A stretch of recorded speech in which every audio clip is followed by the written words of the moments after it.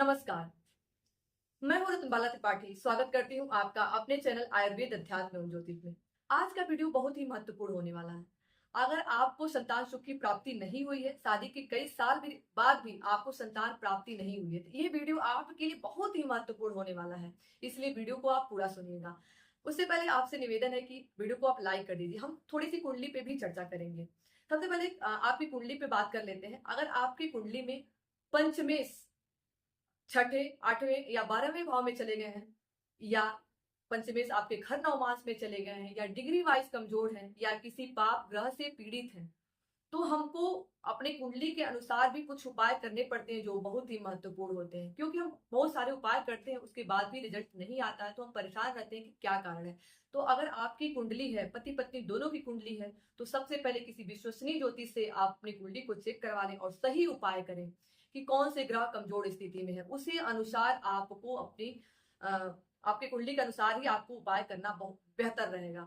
अगर degree wise कमजोर है तो उस हिसाब से उपाय करेंगे, अगर छठे आठवें 12वें में चले गए हैं तो उस हिसाब से उपाय करेंगे। अगर खर नवमास में चले गए हैं तो बहुत ही मुश्किल स्थिति होती है। खर नवमास में भगवान की कृपा से ही, दैवी कृपा से ही आपको संतान प्राप्ति होती है। लोग कहते हैं कि आपके भाग्य में था ही नहीं, फिर भी संतान प्राप्त हो गया। तो ऐसे ही खर नवमास में जब पंचमेश जाते हैं तो यही स्थिति उत्पन्न होती है कि आपके भाग्य में तो नहीं रहता है, लेकिन दैवी कृपा जब हो जाती है, भगवान खुश हो जाते हैं, तो आपको संतान प्राप्त हो जाता है। जैसे बहुत सारे आपने सुना होगा कि लोग कहते हैं कि उनको तो संतान सुख था ही नहीं उनकी कुंडली में, लेकिन फिर भी संतान प्राप्त हुआ। क्यों हुआ? क्योंकि उन्होंने भगवान को प्रसन्न किया, कुछ ऐसे खास उपाय किए जिससे उनको संतान प्राप्ति हुई। तो मैं अब आपको देर न करते हुए कुछ उपाय बता देती हूँ जिसको आप नोट कर लीजिए अभी।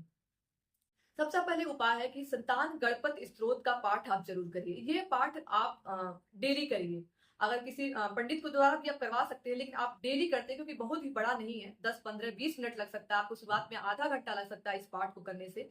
और आप डेली अगर करते हैं बहुत ही अच्छा रिजल्ट आएगा। ये उपाय पति पत्नी दोनों कर सकते हैं। ऐसा नहीं कि सिर्फ पत्नी ही करे, ऐसा कुछ रूल नहीं है। आप पति पत्नी दोनों करें संतान गणपत स्तोत्र का पाठ।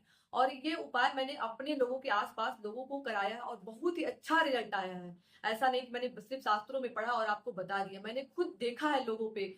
लोगों ने किया है, उनकी शादी के कई साल हो गए थे लेकिन वो संतान प्राप्ति नहीं हो रही थी। बहुत सारे डॉक्टर ने चेकअप करके परेशान हो गए थे, लेकिन कोई रिजल्ट नहीं आ रहा था। जब उन्होंने पाठ करना शुरू किया, 6 महीने, किसी को साल, अगर आपके ग्रह काफी कमजोर है तो हो सकता है कि 2 साल, 1.5 साल, 3 साल भी लग सकता है, लेकिन विलंब हो सकता है, लेकिन ऐसा नहीं कि रिजल्ट नहीं आएगा। इसलिए संतान गणपति स्तोत्र का पाठ आप करिए। बार बार मैं इसलिए रिपीट कर रही हूँ कि आप कहीं भूल ना जाए। दूसरा उपाय है कि संतान गोपाल मंत्र भी बहुत ही अच्छा होता है। संतान गोपाल मंत्र का भी आप जप कर सकते हैं। और हरबंस पुराण का पाठ, हरबंस पुराण का पाठ आप खुद भी कर सकते हैं या किसी विद्वान पंडित के द्वारा भी आप करवा सकते हैं। इन तीनों उपायों में से कोई भी आप एक उपाय कर सकते हैं या तीनों उपाय कर सकते हैं। तीनों उपाय करने से भी कोई ऐसा नहीं कि रिजल्ट बुरा आएगा, रिजल्ट अच्छा ही आएगा। तो मुझे पूरा आशा है कि आप इन तीनों उपाय को समझ लिए होंगे। अगर नहीं समझे होंगे तो आप कमेंट बॉक्स में कमेंट जरूर करिएगा। मैं आपका जो जैसा कमेंट रहेगा उस हिसाब से मैं आपको रिप्लाई करूंगी। अगर आप चैनल पर नए हैं तो चैनल को सब्सक्राइब कर दीजिए, वीडियो को लाइक कर दीजिए और अपने शुभ चिंतकों तक इस वीडियो को जरूर शेयर करिएगा, जिससे वो सुनकर और थोड़ा सा उनको मोटिवेशन भी मिलेगा, उनको उम्मीद जगेगी कि हाँ, हमको संतान सुख प्राप्ति हो सकती है। धन्यवाद।